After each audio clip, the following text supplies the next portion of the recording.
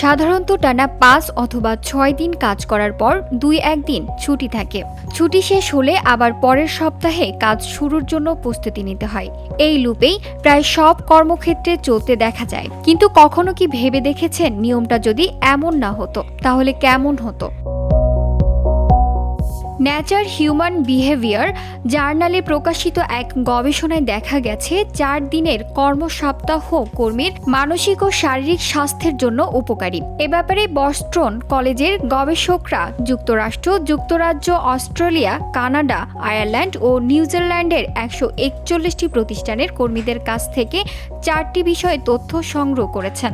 এসব হচ্ছে ক্লান্তি, কাজের সন্তুষ্টি, শারীরিক ও মানসিক স্বাস্থ্য।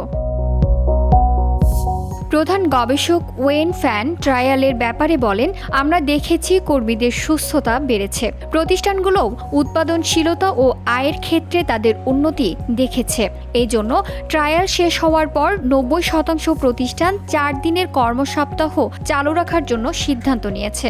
গবেষণায় আরও বলা হয়েছে, কর্মসপ্তাহ ছোট থাকা মানসিক ও শারীরিক স্বাস্থ্যের জন্য ভালো, যা কর্মজীবনের ভারসাম্য উন্নত করে এবং জীবনের প্রতি সন্তুষ্টি বৃদ্ধি করে। তবে এর আগে এক গবেষণায় দেখা গেছে দীর্ঘ সময় কর্মঘণ্টা মস্তিষ্কের গঠনও প্রভাব ফেলতে পারে। কর্মসপ্তাহ ছোট হলে শরীরের জন্য ভালো। 4 ডে উইক গ্লোবাল এর সিইও ক্যারেন লো বলেন, মহামারী করোনার পর থেকে অনেকেই মনে করছে তাদের ব্যক্তিগত জীবনে ও কাজের মধ্যে ভারসাম্য নেই।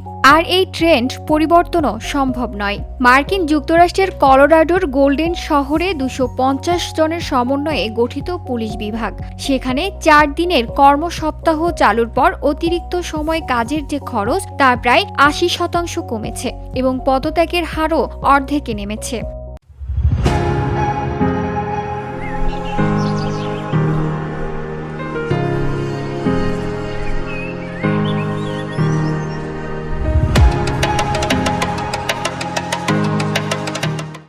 দক্ষিণ কোরিয়ায় অনেক তরুণ কর্মী জানিয়েছেন কম বেতনের বিনিময়ে তারা ছোট কর্মসপ্তাহ মেনে নিতে রাজি।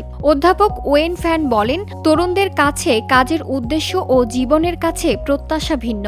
গ্রেট রেজিগনেশন, কোয়াইট কুইটিং এবং চীনের লাইং ফ্লাইটের মতো আন্দোলনগুলো এটাই প্রমাণ করে দীর্ঘ সময় কাজের সংস্কৃতির বিরুদ্ধে প্রতিরোধ শুরু করেছে। অধ্যাপক ওয়েন ফ্যান মনে করেন, সময়ের সঙ্গে এই পরিবর্তনগুলো কর্মক্ষেত্রের প্রচলিত নিয়ম বদলে ফেলতে পারে।